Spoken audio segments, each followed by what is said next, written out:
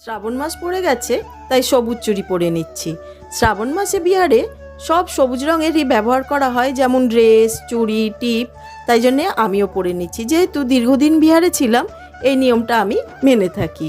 সেই জন্য সবুজ পোশাক নিয়ে নিয়েছি আমার আর আমার মেয়ের জন্য। দেখুন, সমস্ত কাজ আর স্নান সেরে ঠাকুর ঘরে চলে এসেছি। আজকে ভোলে বাবাকে স্নান করাবো প্রথম সোমবার শ্রাবণ মাসের। সেই জন্য দুধের মধ্যে দই, ঘি, মধু, গঙ্গা জল, তিল, আতপ চাল, চিনি নিয়ে নিলাম। এবার এই দুধ গঙ্গা জল দিয়ে বাবা মহাদেবের অভিষেক করে নিচ্ছি।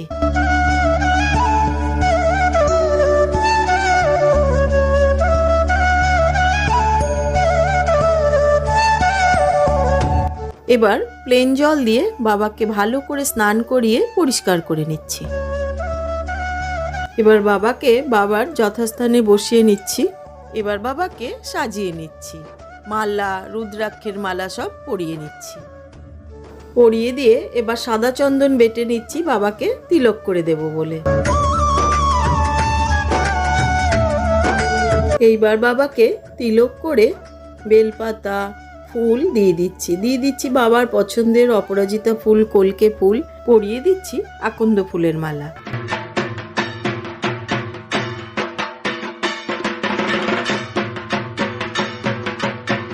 আজকে আমি একটা শ্রাবণ মাসী সোমবারের টিপস শেয়ার করছি আপনাদের সাথে।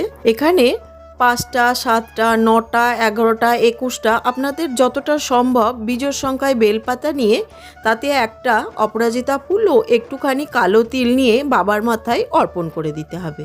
এই নিয়মটা করলে পরে সংসারের সকল প্রকারের বাধা বিপত্তি দূর হয়, নজর দোষ দূর হয়। প্রতি বছর আমি এই নিয়মটা করে থাকি, তাই আজকে আপনাদের সাথে শেয়ার করলাম। এইবার আমি বাবার নামে পঞ্চফল অর্পণ করে দিলাম আর দিয়ে দিচ্ছি জল মিষ্টি।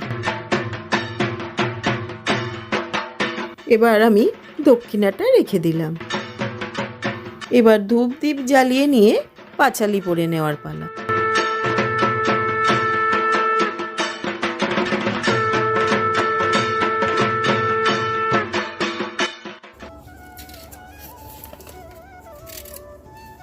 শ্রী শ্রী শিবের অষ্টতর শতনাম, হর পার্বতীর সুমেরু যাত্রা, কৈলাস গিরির শোভা কে করে বর্ণন, তথায় আছেন বসি দেব পঞ্চানন, কাঞ্চন আসনে বসি প্রভু পশুপতি, বাম ভাগে শোভা পান দেবী হৈববতী, পুষ্পবিল্ল দল সবে তারপরে আনি, শিব শিবা পূজা করি পরে স্তববাণী, জয় জয় দেব দেব জয় মহেশ্বর, তব পদে মতি যেন রহে নিরন্তর।